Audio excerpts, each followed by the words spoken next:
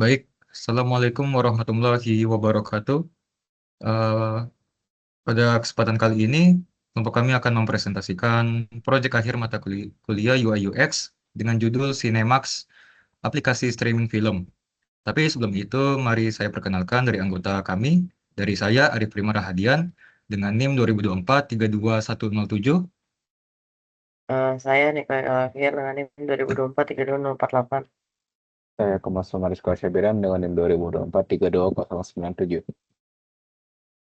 Baik, dalam proyek ini kelompok kami menggunakan pendekatan design thinking sebagai metode perancangan untuk memahami kebutuhan pengguna, mengidentifikasi permasalahan, hingga menghasilkan solusi desain yang sesuai dengan pengalaman pengguna. Sebelum masuk ke pembahasan, coba bayangkan ketika kita sedang memiliki waktu luang dan ingin menonton film untuk bersantai. Kita membuka aplikasi streaming, tetapi yang terjadi justru kita menghabiskan waktu cukup yang lama hanya untuk mencari tontonan yang sesuai. Ditambah lagi dengan munculnya iklan yang mengganggu di tengah tayangan, navigasi aplikasi yang terkadang membingungkan, hingga kualitas video yang tidak stabil meskipun koneksi internet cukup baik. Pengalaman yang seharusnya memberikan hiburan dan kenyamanan justru dapat berubah menjadi sebuah permasalahan kecil yang mengganggu pengguna. Eh, Pada bagian ini saya akan menjelaskan mengenai latar belakang permasalahan pendekatan design thinking yang digunakan serta tahap awal dalam proses perencanaan yaitu empathize atau proses memahami pengguna. Next.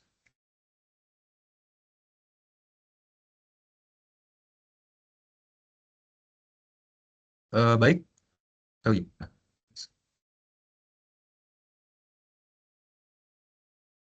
Slide ini menjelaskan apa yang kelompok kami sebut sebagai streaming paradox.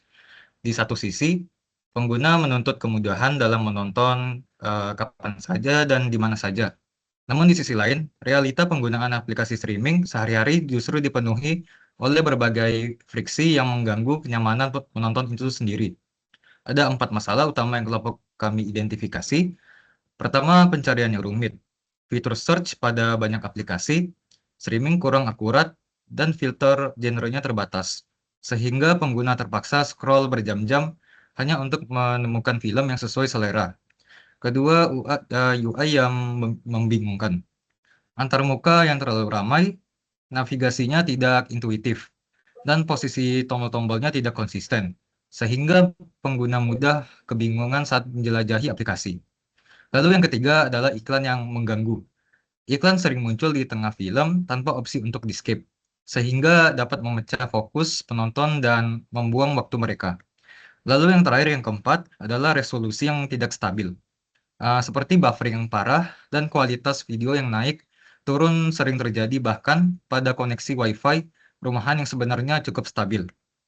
Dari keempat masalah inilah menjadi fondasi awal mengapa kelompok kami merasa perlu merancang solusi yang benar-benar berangkat dari sudut pandang pengguna, bukan sekadar asumsi tim desain.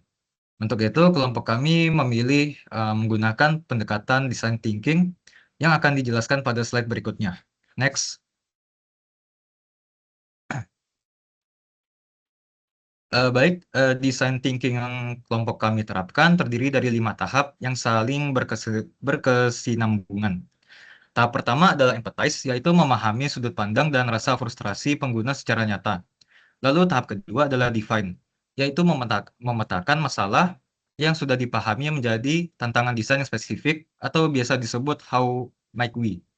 Lalu di tahap ketiga adalah ideate, yaitu mengeksplorasi solusi tanpa batas terlebih dahulu. Baru kemudian memprioritaskan mana yang paling relevan untuk dikembangkan. Lalu tahap keempat adalah prototype, yaitu membangun kerangka visual mulai dari yang sederhana atau low fidelity, hingga yang mendekati produk akhir atau high fidelity. Dan tahap kelima adalah tes, yaitu memvalidasi seberapa efektif, efisien, dan memuaskan solusi yang sudah dirancang tersebut secara objektif. Ada satu prinsip yang benar-benar menjadi pegangan dari kelompok kami sepanjang proses ini, bahwa solusi tidak dibangun dari asumsi internal tim perancang, melainkan berakar dari empati terhadap masalah nyata pengguna.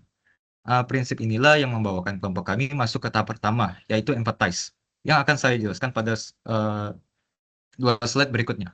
Next. Pada tahap empathize, kelompok kami menyusun pengguna utama kami. Pada tahap empathize, kelompok kami menyusun persona pengguna utama dalam representasi dari target pengguna Cinemax. Persona ini kami beri nama Rizko, berusia 19 tahun, seorang mahasiswa sistem informasi semester 1, yang juga berprofesi sebagai web developer. Perangkat yang biasa ia gunakan untuk menonton adalah Smart TV dan Android dengan koneksi WiFi rumahan. Dari sisi preferensi genre, Rizko paling menyukai genre action dengan tingkat preferensi 90%, disusul horor di angka 85%, dan komedi di angka 50%. Data ini penting karena nantinya berpengaruh pada bagaimana sistem rekomendasi Cinemax akan dirancang. Dari persona ini kelompok kami juga mengidentifikasi 2 sisi, yaitu goals dan frustration. Dari sisi goals, Rizko ingin menonton film dengan cepat dan navigasi yang simpel.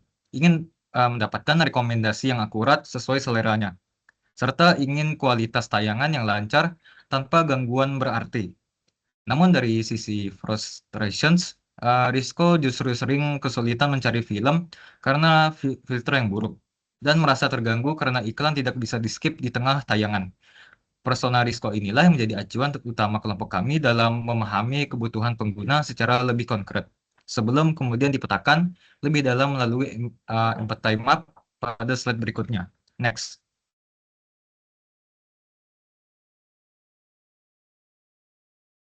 Untuk memperdalam pemahaman terhadap persona Rizko, kelompok kami menyusun empathy map yang terbagi dalam keempat kuadran, ditambahi 2 bagian tambahan berupa pain dan gain.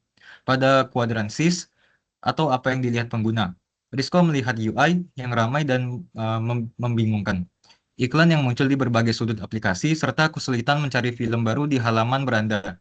Pada kuadran hers, atau apa yang didengar pengguna, Rizko sering mendengar keluhan teman soal buffering, serta mendapat rekomendasi aplikasi streaming lain dari media sosial maupun teman kampus.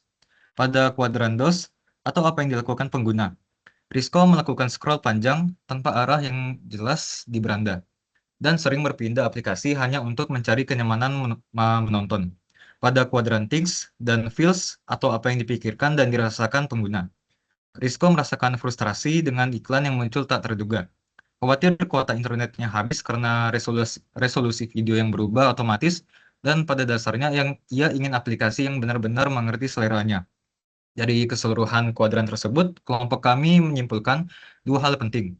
Yang pertama adalah pain, yaitu scroll fatigue, kebiasaan berpindah aplikasi atau platform hopping, dan gangguan akibat interupsi iklim. Yang kedua adalah gain, yaitu harapan pengguna untuk mendapatkan tontonan secara instan, rekomendasi yang presisi, serta tampilan antarmuka yang minimalis. Selanjutnya akan dilanjutkan oleh rekan saya. Oke, jadi setelah tadi dijelaskan, kelompok kami itu memahami pain dan gain pengguna melalui empathy map. Langkah selanjutnya adalah mengubah seluruh keluhan tersebut menjadi tantangan desain yang lebih terarah. Inilah yang menjadi inti dari tahap kedua, yaitu define. Oke, jadi pada tahap ini kelompok kami mengambil 4 poin utama yang sudah ditemukan sebelumnya, lalu merumuskannya kembali ke dalam pertanyaan how might we atau HMW, atau bagaimana caranya kami bisa. Pendekatan ini penting karena sebuah keluhan sifatnya paling masih umum perlu diubah menjadi pertanyaan yang terarah supaya lebih mudah dicarikan solusinya pada tahap ideat nanti. Pain point pertama itu fitur pencarian tidak akurat dan filter genre yang terbatas. Dirumuskan menjadi pertanyaan bagaimana kita bisa membuat fitur pencari lebih cerdas agar pengguna menemukan filter dalam hitungan detik. Pain point kedua itu iklan yang muncul di tengah film tanpa opsi skip.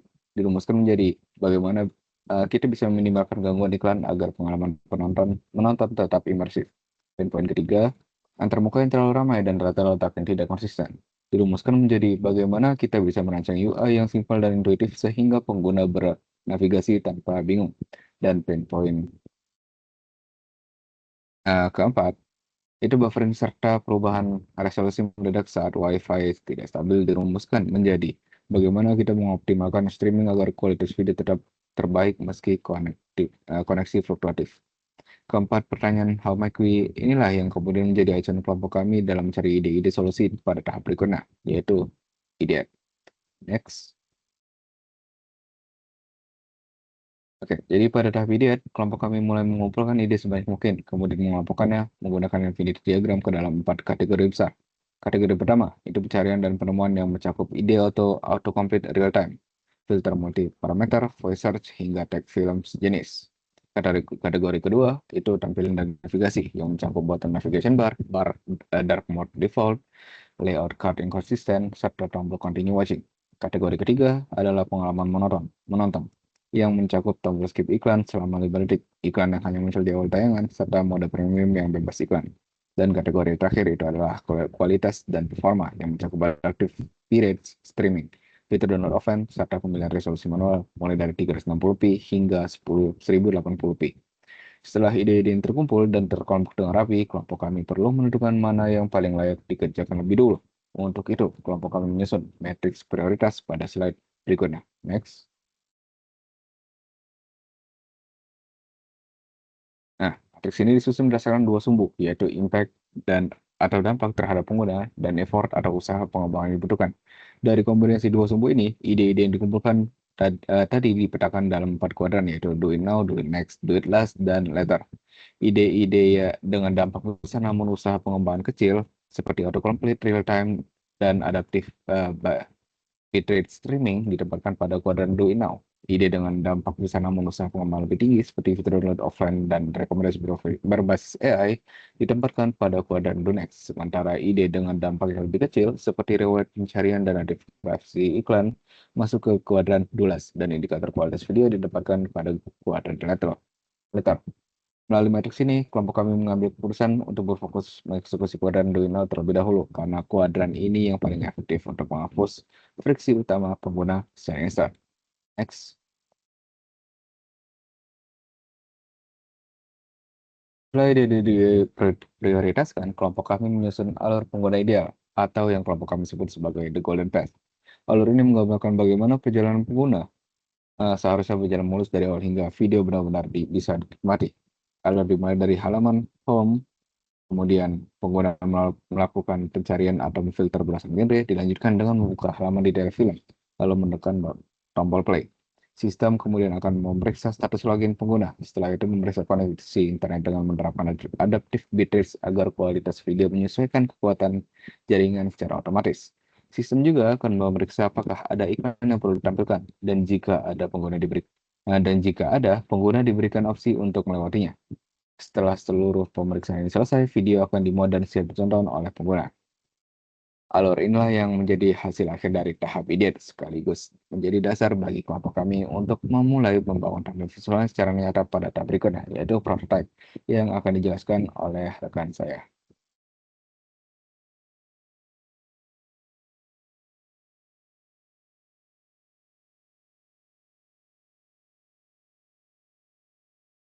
Oke, baik. Tahap selanjutnya itu ada prototype.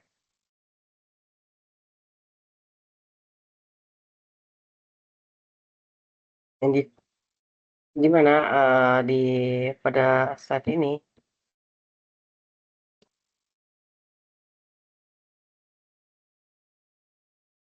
yaitu di tahap ini kelompok kami itu mulai menyusun wireframe sebagai kerangka dasar dari aplikasi Cinemax itu sendiri, seperti menentukan color palette-nya, komponen dan spacing-nya, tipografinya, dan move card title-nya. Kita menerapkan UI guideline-nya ke dalam sistem visualnya.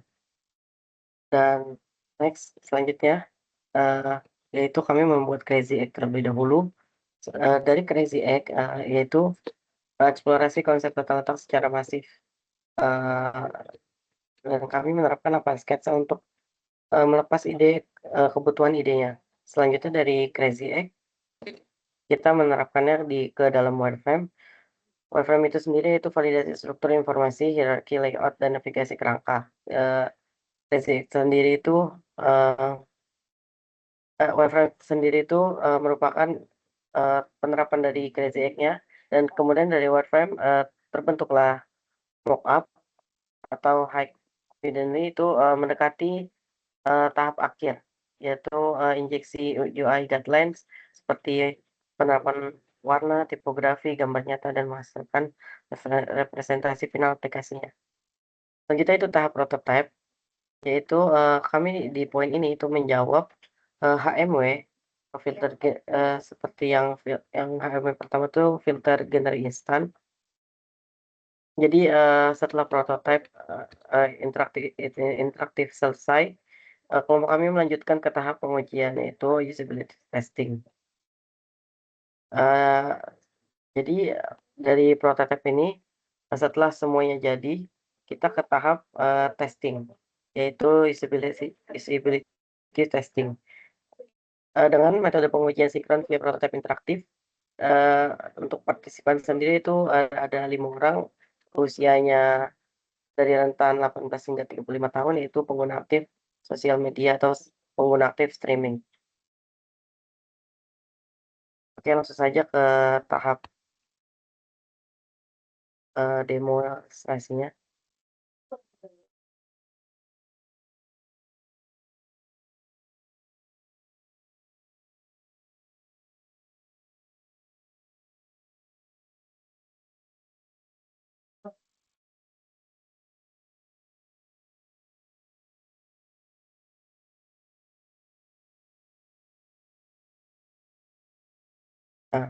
Nah, ini merupakan gambaran dari project kita.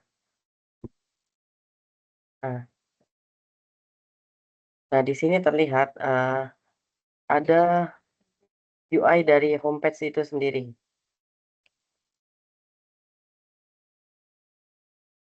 Di bagian atas terdapat logo Cinemax, ikon notifikasi, dan ikon pencarian, serta tombol untuk berpindah ke profil pengguna. Pada bagian utama terdapat banner film yang sedang dipromosikan, yaitu di sini contohnya Batman. Pengguna dapat langsung memilih tombol Watch Now untuk memulai menonton, atau tombol trailer. Selanjutnya ke bagian Smart Search. Nah, di sini pengguna dapat mencari film yang ingin mereka tonton. Jadi setelah pencarian dilakukan, sistem akan menampilkan daftar film yang sesuai beserta informasi singkat seperti tahun rilis, genre, dan rating. Selanjutnya itu ada genre filter. Selain menggunakan pencarian, pengguna juga dapat mencari film berdasarkan kategori genrenya. Selanjutnya itu ada movie detail. Nah, ini untuk movie detailnya. Pada halaman ini tampilkan informasi yang lebih lengkap, mulai dari poster film, judul, rating, durasi, genre, hingga sinopsis singkat. Di bawah informasi tersebut terdapat beberapa tombol aksi, itu tonton sekarang, download, dan daftar. Selanjutnya itu tampilan untuk video player-nya. Nah, pada halaman ini tersedia berbagai kontrol video seperti play atau pause, subtitle, pengaturan audio yang berkualitas, serta mode layar penuh. Sebagai contoh, pengguna dapat memilih kualitas video sesuai kondisi jaringan internet, misalnya auto ataupun 1080 Full HD. Fitur ini bertujuan agar pengalaman penonton tetap nyaman meskipun internet setiap pengguna berbeda. Selanjutnya ada recommendation page. Nah, di sini tuh memberikan rekomendasi film berdasarkan preferensi dan riwayat tontonan pengguna. Selanjutnya ada notification page.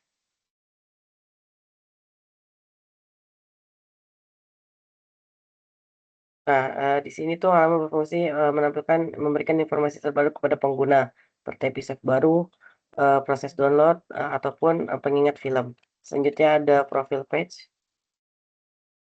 Nah, di sini tuh pada halaman ini pengguna dapat melihat informasi akun beserta status langganan premiumnya.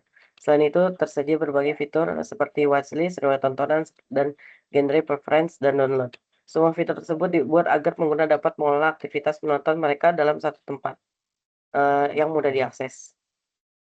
Nah, sekian, demo prototipe dari aplikasi Cinemax yang telah kami rancang melalui desain antarmuka yang sederhana, navigasi yang konsisten, serta fitur-fitur utama seperti, pencarian, rekomendasi, notifikasi, dan lain-lainnya. Selanjutnya, saya kembalikan ke teman saya. Baik, mungkin itu saja yang dapat kami sampaikan. Kurang lebihnya mohon maaf jika ada salah kata. Assalamualaikum warahmatullahi wabarakatuh.